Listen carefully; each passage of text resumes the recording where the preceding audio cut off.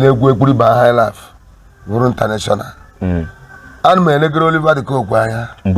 mgbe mbidoro egwu azị dịka nsikọwara na mbidoro ya n'ịkụ ogere n'ibidoro ya n'ịkụ mkpọmkpọ na mkpọmkpọ wee megide banye to ekpuri even ọdịnihu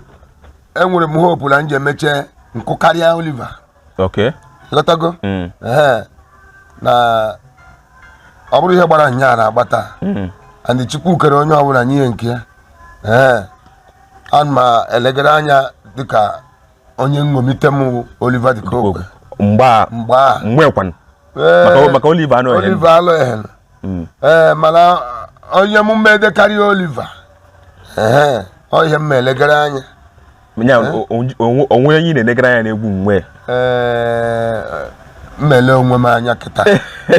mmelegere onwe m anya ihe nye ewefutere ndị mmadụ zuki n'ọnọ anyị ekenekwe ihe kwuru do mma anyị ekene ajụjụ ọzọ wee wụrụ ahụ ole ka ịdị wee bido chiwe egwu